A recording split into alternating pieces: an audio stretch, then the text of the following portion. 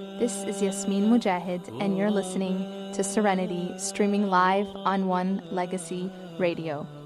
We are doing something a little different today, and the idea for today's show came from a message that I received. And as you know, we are taking your questions at serenity@onelegacyradio.com. One of the messages that I had received was a sister who was talking about a situation which was causing her a lot of grief. And, that as she described the situation, she ended her message in a way that really struck me. And what she said at the end of her message, and we can talk about, just generally what it was that was causing her grief, but she ended her message by saying, "I cry about it every night."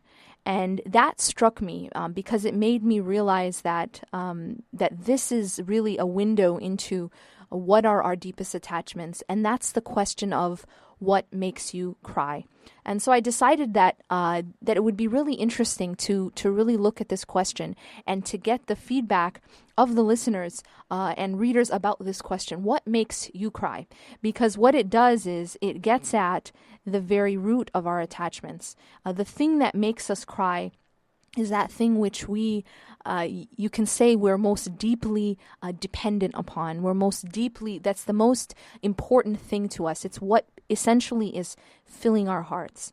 And so I decided to put this question out there and ask you, the listener, to answer this question. What makes you cry? And I want you to, inshallah, get involved in the chat box and answer this question. We received so far a lot of messages, different people answering this question in different ways. And what I'm going to do is I'm going to read some of the responses that I got and then discuss what that really, what we can learn from that, and what does that say? What can these things teach us about our own selves? And how is this something that we can use in order to develop? So, some of the answers that we received so far read.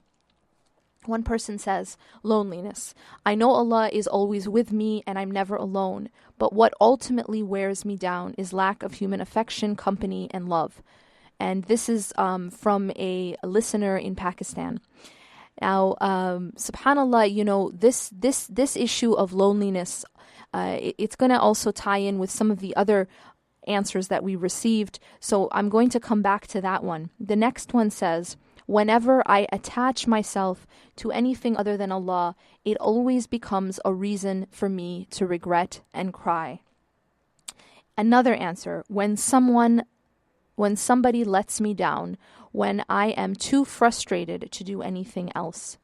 Another one, that spoke about a relationship with their friends, and how that relationship had been broken between her and a very close friend, and then this problem with the situation with now a third friend, and then this was where it ended with I really cry every night. So what do I do? Now, just looking at these four responses so far, what we can learn from this is a very profound lesson. The thing that is going to make you cry again and again and again it is going to show you that this is something that you are ultimately attached to. And it's actually an indication for yourself to realize what it is that maybe you are too dependent on. For example, this person says, when someone lets me down. Now, the only reason why it hurts when someone lets us down is because we depended on that person. When we depend on something. So, for example, if if I have all of my weight on a chair and that chair breaks, I fall.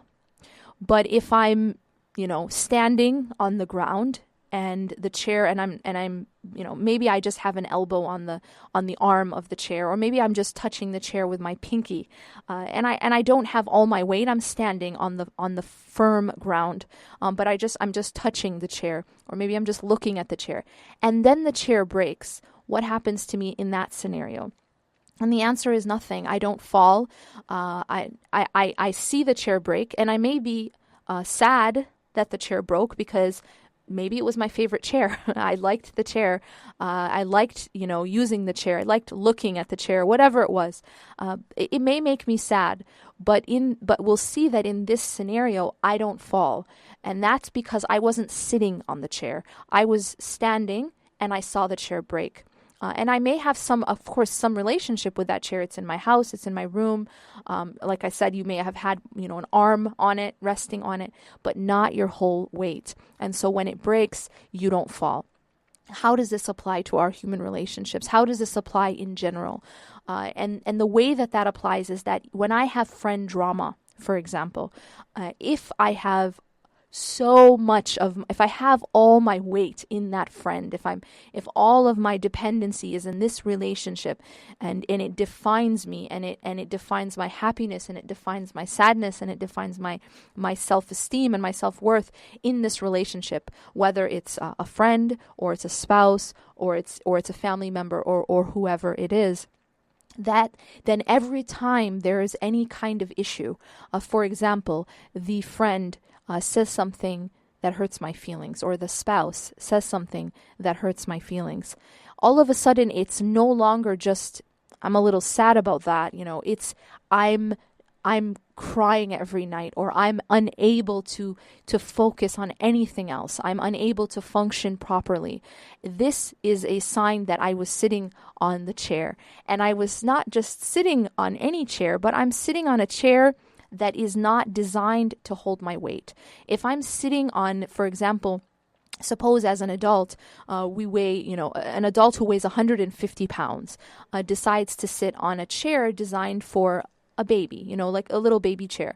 And when you sit on that chair, obviously, that chair is going to break. And the reason it breaks is because that chair was not designed to hold 150 pounds. That chair was designed for something else. And this is the way the creation is in general. The creation, Allah subhanahu wa ta'ala made the creation as to fulfill a certain purpose. Just like that baby chair was created to fulfill a certain purpose. If I go and I try to change that purpose, and instead I take that baby chair and try to make it a support system for me, and try to make it into something that I put all my weight on, then I am just asking to fall, because I'm doing something that goes against the design of that particular creation. In that case, the chair. But the creation of Allah subhanahu wa ta'ala in general is this way.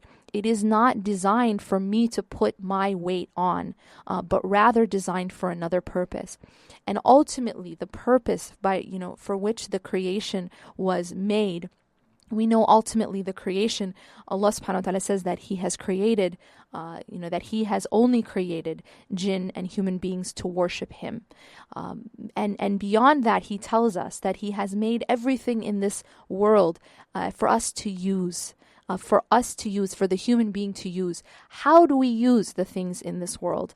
The way in which we use the things in this world is to bring us to Allah subhanahu wa ta'ala. It's a means, it's a vehicle.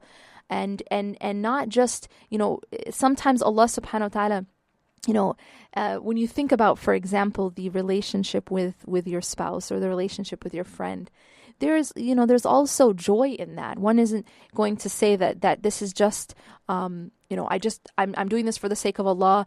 I don't need to enjoy this. There needs to be, there doesn't need to be, I can't enjoy this. This is just work. This is just work for Allah. And that's not true, because we know, for example, there's a hadith, or rather a verse in the Quran, an ayah, where Allah subhanahu wa ta'ala, it's a dua. ربنا هب لنا من أزواجنا وذرياتنا قرة أعين وجعلنا للمتقين إماما. You're asking in this dua that Allah subhanahu wa ta'ala gives you the gift of making your spouses and your children the coolness of your eyes. So there is joy in that. But even that joy itself is a means to Allah subhanahu wa ta'ala. What happens when my friend or my spouse is the coolness of my eyes? What happens when I receive joy from my relationship with my friend or from my spouse? What happens is, if viewed correctly, it becomes a source of gratitude. It becomes a trigger of gratitude in me, within me. And that gratitude now, the shukr that it ignites inside of me, it brings me closer to Allah subhanahu wa ta'ala. That shukr itself is an act of ibadah, is an act of worship. Shukr is an act of worship of the heart, that the heart is thankful to Allah subhanahu wa ta'ala. And what enabled me and helped me to engage in that act of ibadah, of shukr, is the fact that I had this joy, this blessing that Allah subhanahu wa ta'ala gave me through my spouse or through my friends or through my family. So one isn't, we don't see our relationships in this very, dry, sort of detached, in the sense of hard-hearted way, but rather the focus here has to do with where am I sitting? Where am I putting my weight? You can enjoy, and in fact, and this is what you will find when you study these answers, when you study what makes you cry, you will see that it is only when we misuse and abuse the creation of Allah subhanahu wa ta'ala in a way that it was never intended to be used, only then does it actually cause us pain. And only then does it go from being a potential source of coolness of the eyes to being just tears in the eyes and just pain. And it's because of me, oftentimes, that because I am using it in the wrong way, that I am trying to sit on this chair and it was never intended to hold my weight. And in the same way, our relationships with our spouses or our friends, you will find experientially that they change dramatically when you regain the proper balance in how you sort of face, or how you sort of use, or how you view that relationship. That relationship should be and can be a source of joy for sure. But the problem is now when I am, and this is kind of where I want us to begin to understand, when I am at my lowest point, just to give us an idea where we sometimes go off. When I am at my lowest point, where do I turn first? When I am most afraid, or when I am most sad, or when I am most desperate or in need of help, where do I turn first? Oftentimes, the place that we turn first is to the creation. And maybe it's to that person who is nearest to me, whether it's a spouse or maybe a friend or a family member. And it's that person that I turn to at that point. Those who have experienced this, there's a very interesting phenomenon that's attached to this. And that is that when you're at your lowest point and you're most helpless and most in need, and you turn to the creation first before the creator, you will find something very interesting happening. That person or that thing or whatever of the creation that you turn to will let you down. And this is just like a rule. Anytime, and you'll find this, it's when you're most desperate, it's when you're most at need, it's when you're most empty, and you turn to the creation before the creator, or instead of the creator, you will find that you will be let down, and you will actually cause you more pain. So you began as being sad, maybe you began as being empty, and when you turn to a place other than your creator to fill that emptiness and to fill that and to sort of bring you up when you're at that most desperate point, you end up feeling as though someone's kicking you while you're already down. And sometimes when this happens again and again and again, I think people don't necessarily understand why that keeps happening. And sometimes people get into a sort of a victim mentality that, it's because my friends are all bad, or my friends have all abandoned me, or my spouse is bad, or everybody's against me. And this person fails to realize that it's not a problem with the friend, it's not a problem with the spouse, it's not a problem with the world itself, it's a problem with me and where I'm going when I'm at my lowest and when I'm at my most in need, when I'm most in need. It's a problem with me, and I need to be redirected.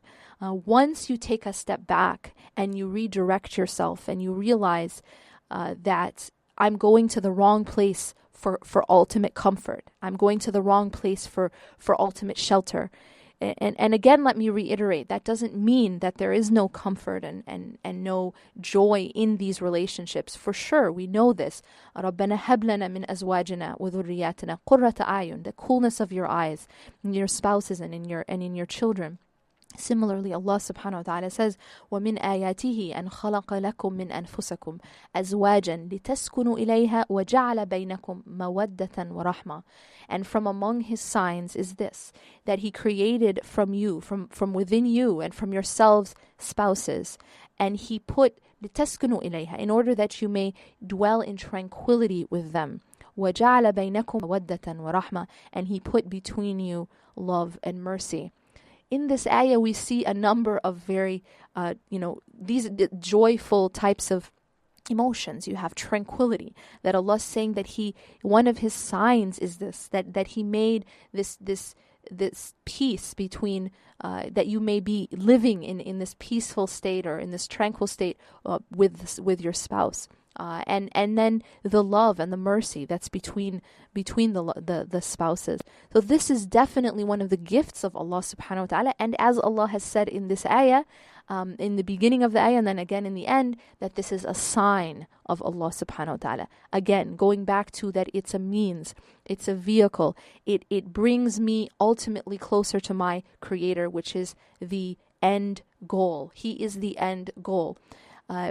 But again, when we look at this ayah is talking about tranquility. This ayah is talking about love. It's talking about mercy. But this ayah is not talking about dependency. This ayah is not talking about where the beggar goes to get food, where the pauper goes to get money. That this isn't that you can't go empty to the creation and expect the creation to fill you.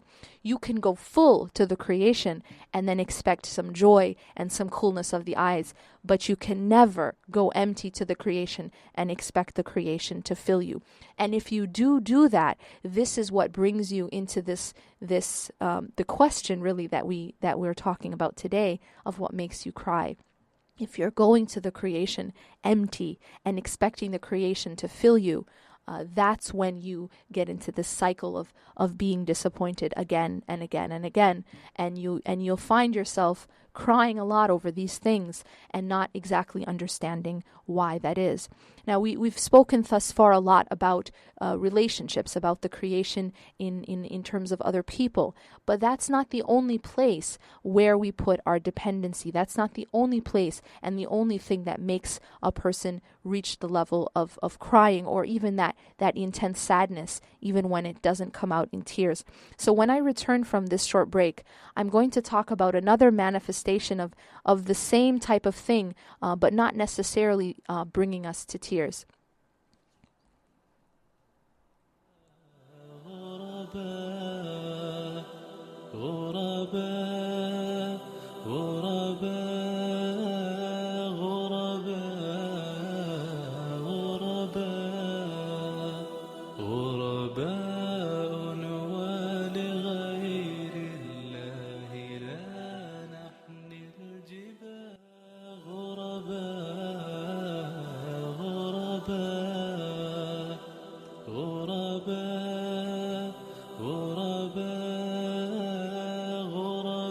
Assalamu alaikum. This is Yasmin Mogahed, and you're listening to Serenity, streaming live on One Legacy Radio.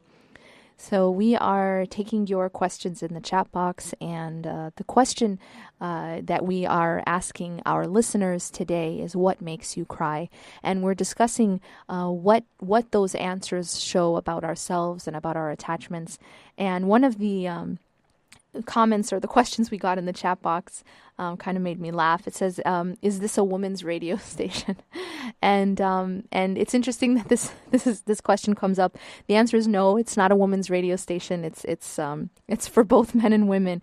But I think I understand where this question is coming from, and that's actually interesting, because what I was planning on doing next was to talk about different manifestations of this same sort of emotion, but how it may manifest itself in men. Usually when people hear about someone crying, they think, that's for women, right?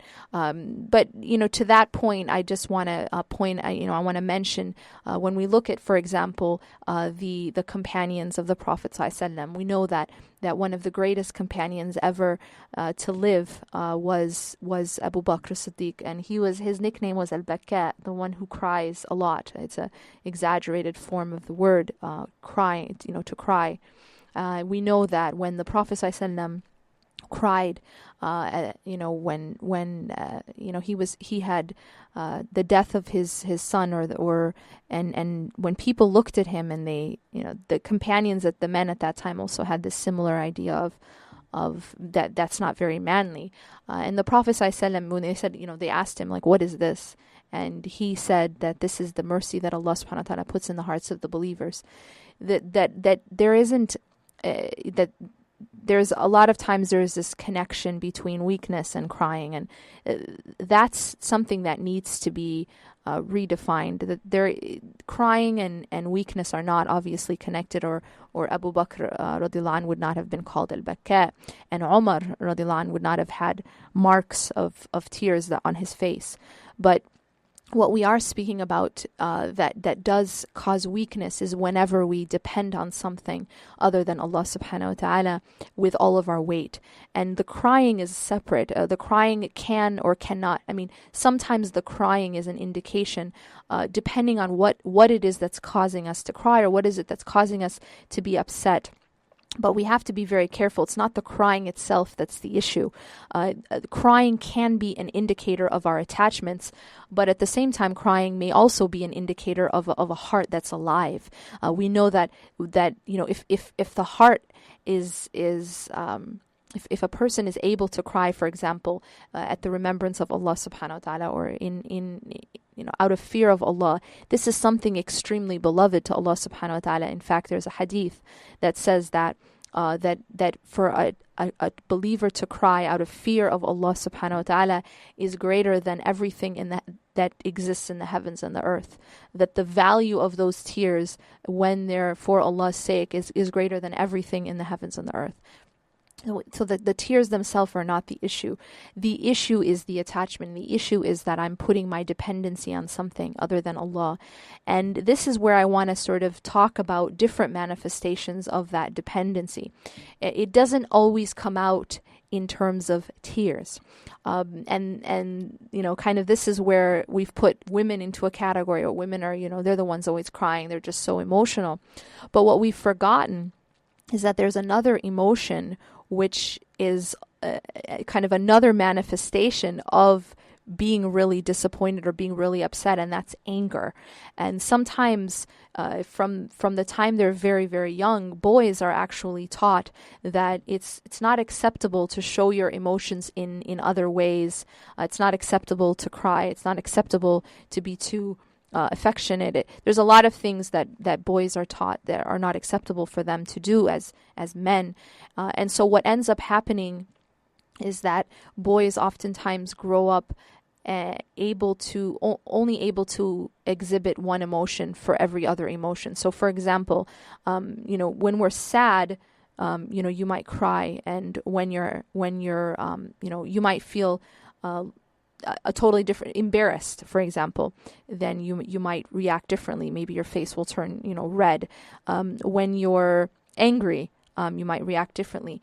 But what happens is all of these different emotions, embarrassment, sadness, feeling rejected, or whatever it is, it all gets exhibited in only one way. And that's the way that boys have been taught is the only acceptable emotion to show, and that's anger. So what you'll find is that sometimes when a man is showing anger, it isn't necessarily that they're just angry, but sometimes if someone is sad, and of course it's not just men, but a lot of times, just in terms of the way in which we're raised, these types of expectations are put upon the child. But just that a person might be might be sad, but because they don't feel that it's acceptable to show sadness, instead it comes out in anger. It comes out in frustration. A person might feel embarrassed, but again, it's not acceptable to show embarrassment in a particular way, so it comes out as anger. And you'll find that pretty much anger is the only emotion that ends up, as the only expressed emotion for a number of other types of things. So when we ask the question of what makes you cry, we should also ask the question, what makes you angry? Because a lot of times there may be people who their disappointment or their hurt is not coming out in their tears, but it's coming out in their anger. And so we should also look at that question. And this idea of dependency on things other than Allah subhanahu wa ta'ala is not only saved for women on the women's radio station. We all as human beings, both men and women, put our dependency on the creation. It may not be on other people, but it may be, for example, on our job. It may be on our career. It may be on our status. It may be on our how we appear to our community, how we appear to society, what's our image. And it may be the feeling that one is in control, the feeling of financial stability, that these are things that we do, that we also depend on of the creation.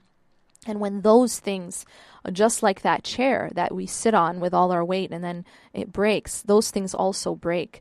And you'll find that the response to that is very similar. It may not be that the person cries, but maybe the person becomes angry. And that's just a different type of expression of the same thing. I put my dependency on something other than Allah. I put my dependency on the creation and it let me down. My job let me down. My career let me down. My status, it let me down. My status symbols, maybe, that I'm very, very attached to certain status symbols, how I appear in front of society, power, the need for power, the love of status, these kinds of things.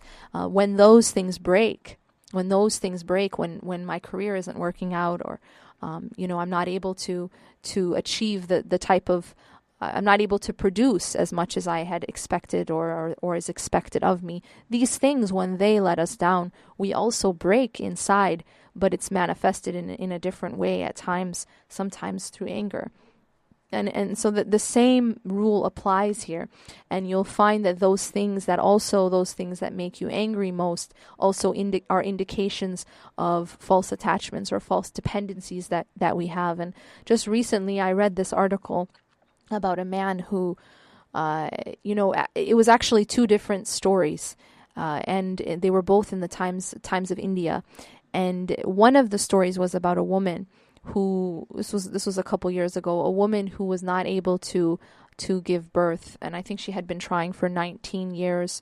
And so what she did was she lit herself on fire, and that's how she committed suicide. And it was because she was not able to conceive for 19 years. And in another story, there was a father, and he had tried a number of times. They were having some financial difficulty, and he had tried a number of times to dig down to try to get water from. They were having a drought, and he was trying to dig down. So he put in a lot of investment into digging to get water, and he did it once and it didn't work, and he did it again and it didn't work, and he did it a couple times, and each time it failed. And the last time after it failed, he committed suicide.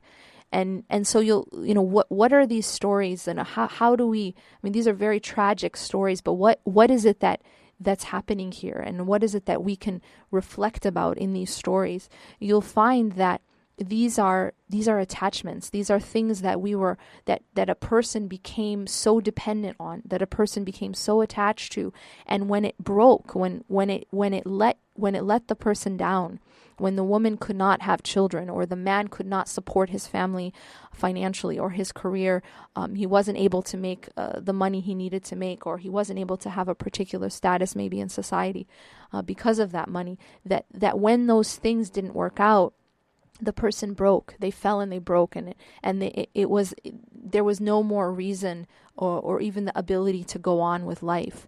These are very tragic and real examples and of course extreme examples, but they teach us a lesson of what happens when you put your full dependency on something other than the Creator, and you're seeking that to hold you up. And the reason why I give this example is because I don't want it to be, this is a woman's topic because it's about crying, right? And this is about women and how they get too dependent on other people. And this isn't my issue as a man. And that's very untrue, because as men have their own dependencies as well, and they have their own way of showing what happens to them when their dependencies fail them. And again, oftentimes it comes out in the form of anger, or it might come out in these tragic types of reactions. You hear stories, and we've heard this in the news as well, of what happens. A family where the man was unemployed and he wasn't able to find a job for many, many months, and he actually ended up not just killing himself but his entire family. And this is this break that happens. And alhamdulillah, this is not something that happens commonly, but it is an extreme example of something that is very common, and that's that we do put our dependencies on these things, and when they don't work out, we wouldn't necessarily go to the extreme of suicide and murder. However, it does cause internally the person to maybe implode inside, or to break inside, and it's a deep sort of despair that sometimes takes over, and a lack of self-esteem. And sometimes our self-esteem is really the what takes the biggest hit, because our self-esteem is very much connected to these things, to my position in society, or my career, or how much money I'm making, or whether or not I'm able. It's very painful to not be able to support your family. This is something that is very painful. But is that something that then debilitates the person, because that's what makes them feel that they are a full human being. And while this is these are all things which matter, and these are all things that are important to us as human beings. It's important to be able, it's very important to a woman to be able to bear children. It's important, to men to be able to support the family and be the, protector and maintainers of their families as is their role. However, it brings us back to our original purpose. These are things which matter to us, but ultimately, are these the things that we put all of our dependency on, and are these the things that really, really define who we are? And the answer is they should not. Obviously, what should define us comes only from our purpose, and that purpose is ubudiyya. وَمَا خَلَقْتُ الْجِنَّ وَالْإِنسَ إِلَّا لِيَعْبُدُونَ. We have not created jinn and human beings except for one reason, and that's to worship Allah subhanahu wa ta'ala. That should be my solid ground. That's the ground that I'm standing on. And if I'm standing on that ground in my relationship with my Creator, then whatever breaks around me, it may make me sad, because that's human to be sad sometimes. It's human to cry. It's human to feel those emotions. But when I'm standing on solid ground, no matter what breaks around me, it doesn't break me. It doesn't break me internally. And that's the key. That internal strength comes only from Allah subhanahu wa ta'ala. La hawla wa la quwwata illa billah. There is no strength and there's no power and no change in state except by Allah subhanahu wa ta'ala. And that power and that strength comes from nowhere else. It's not going to come from your career. It's not going to come from your status. It's not going to come from other people or even from your children. If you are able to have children, but it only comes from your relationship with Allah subhanahu wa ta'ala alone. We are going to take another short break now, and returning, we're going to look again at the questions in the chat box when we return.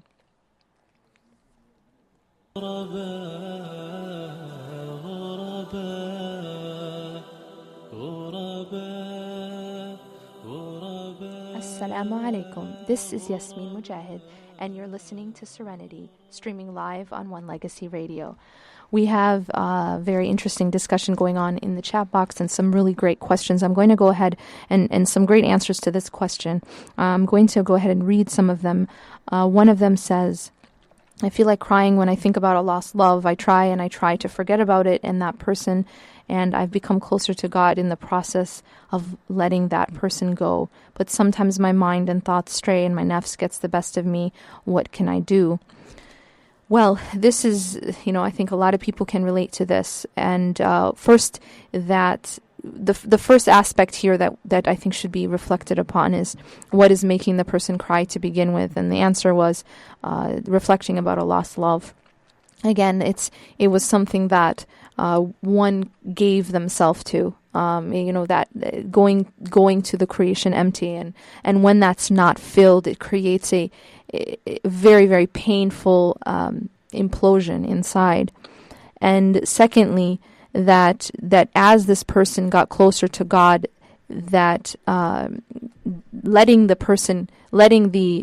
lost love, or letting that person go, has actually brought the individual closer to God. And this is something that we will, it teaches us exactly that sometimes these dependencies that we have on the creation are precisely what is veiling us from the Creator. See, the creation can be one of two things. The creation can either be a veil, which keeps us away from the Creator, or the creation can be a means, a vehicle to bring us near to the Creator. And the key is that we never allow the creation to be a veil, but always allow the creation to be a vehicle, a means to bring us closer. And in this case, the time when it becomes a veil is when my dependency is on that the creation itself, rather than on Allah subhanahu wa ta'ala. But then this person speaks about that then the thoughts come back once in a while, and is this the nafs?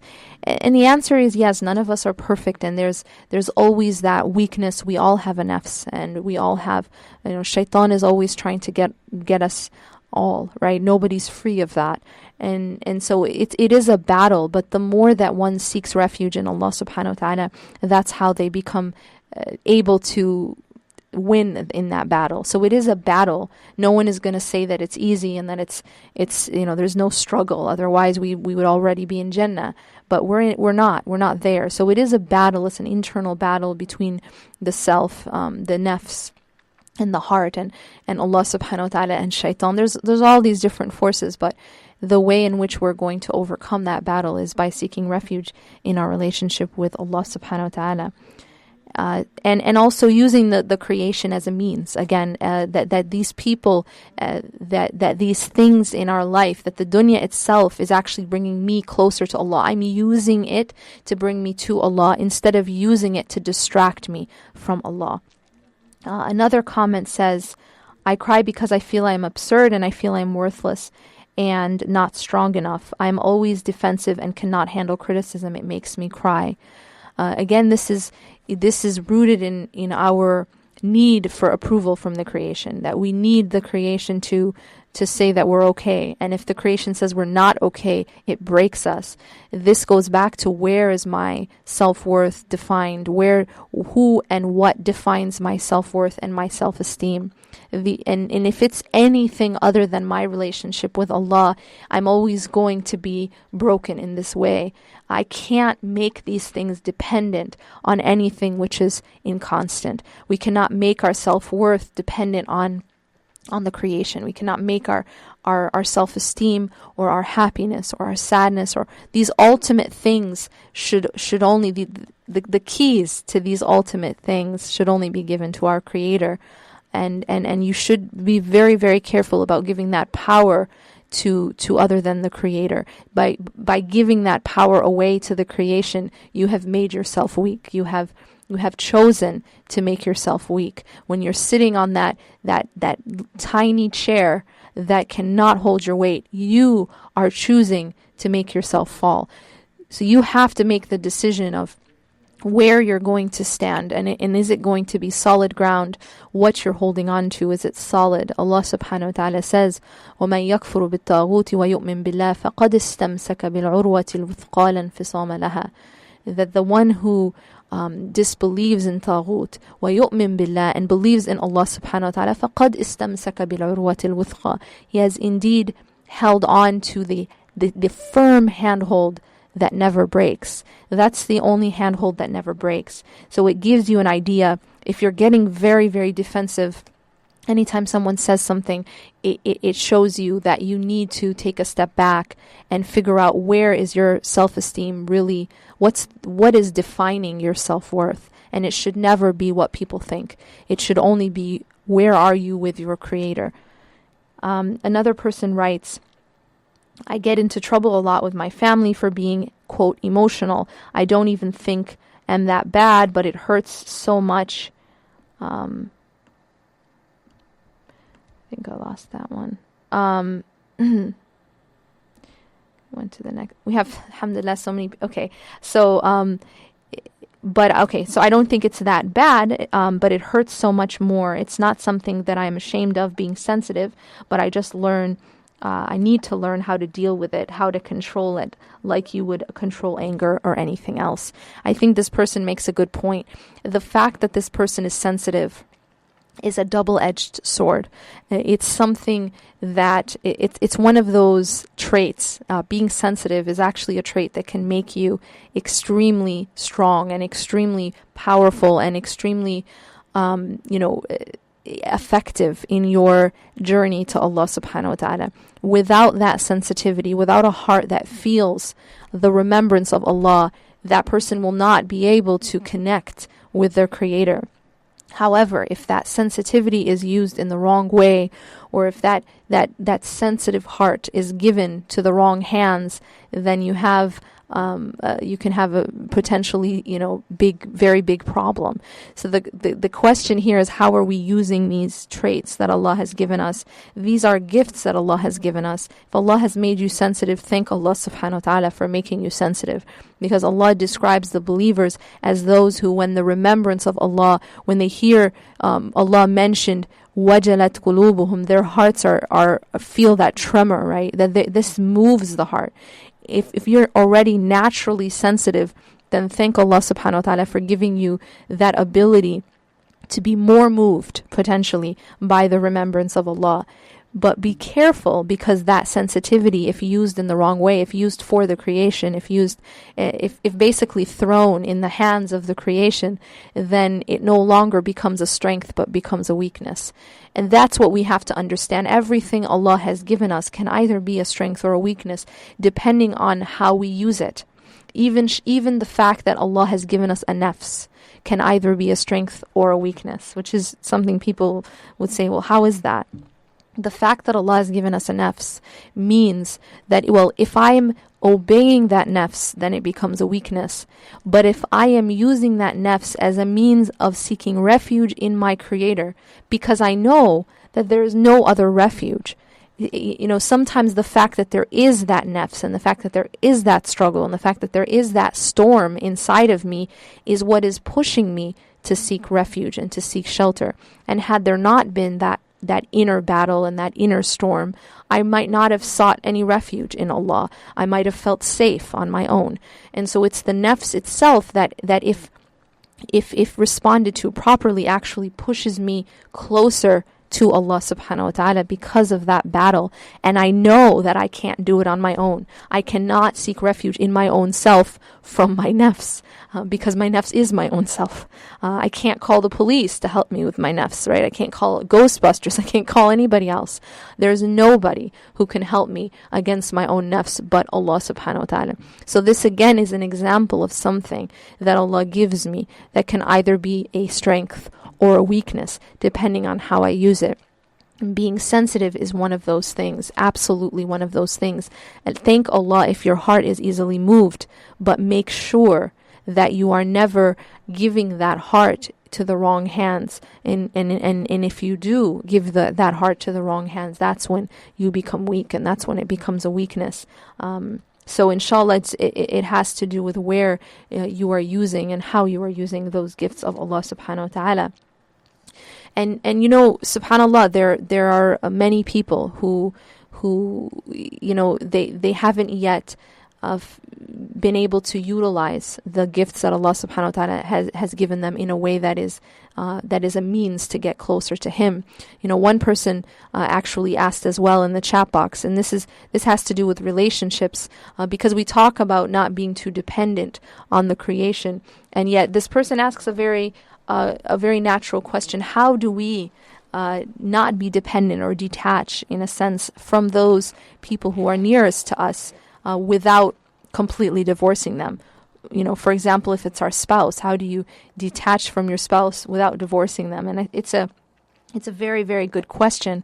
And this is where we talk about the difference between dependency and qurrat ayun, for example, or the difference between dependency and the coolness of the eyes, the difference between the air in my lungs and the coolness in my eyes, the difference between mawadda and rahma, love and mercy, and air, food, water, things that I need in order to survive. And the problem that we face oftentimes as both men and women is that when we do enter into this relationship, we do not do it in the proper way. We do not have the proper balance, and we become too dependent on our spouses. We become too dependent on our children to fill us.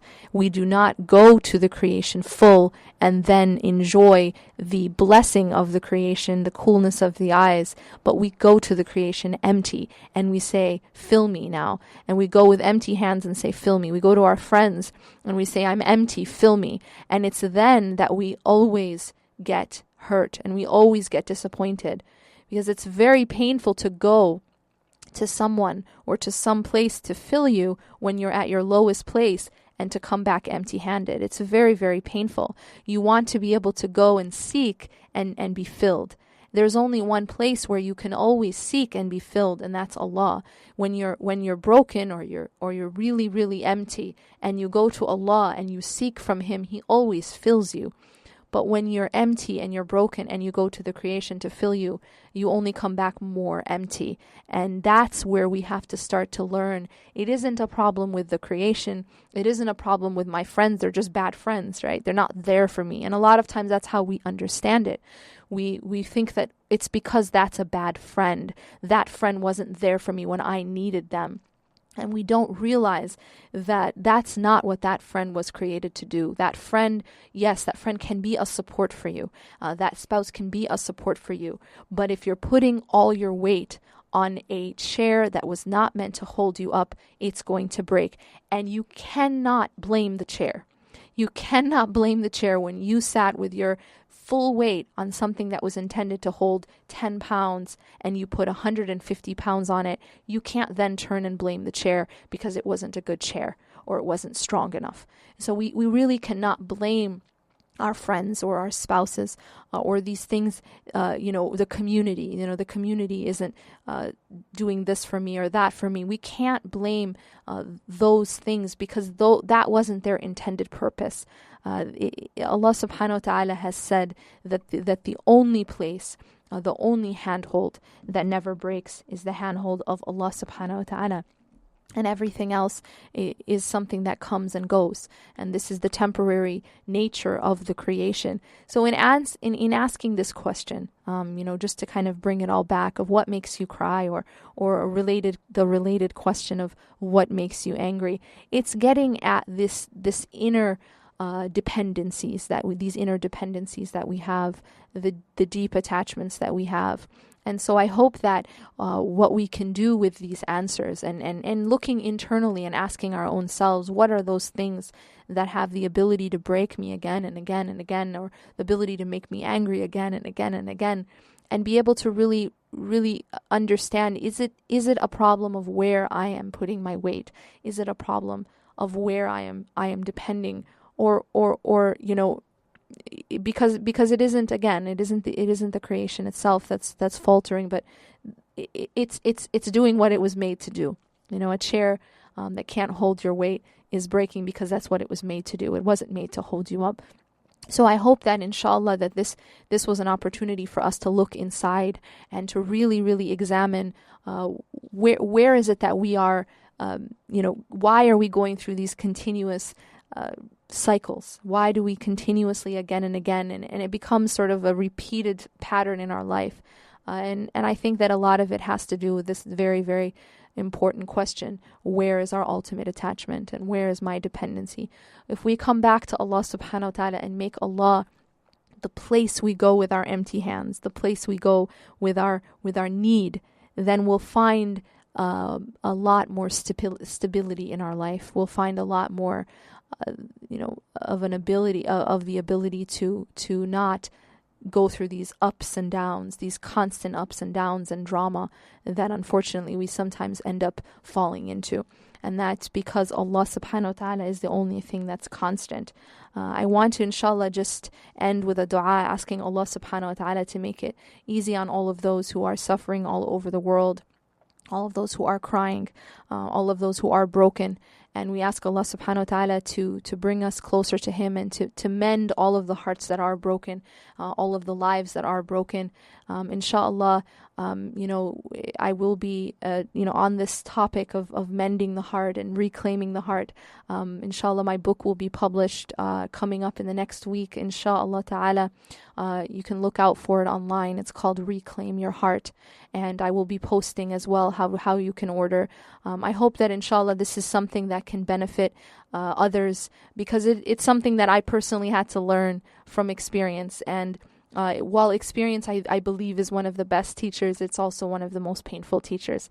So I hope that inshallah there's benefit in something that I can share from my own experience in order to help others not necessarily have to go through the same process that I did in order to learn it. أقول قولي هذا واستغفر الله لي ولكم إنه غفور رحيم والسلام عليكم ورحمة الله وبركاته.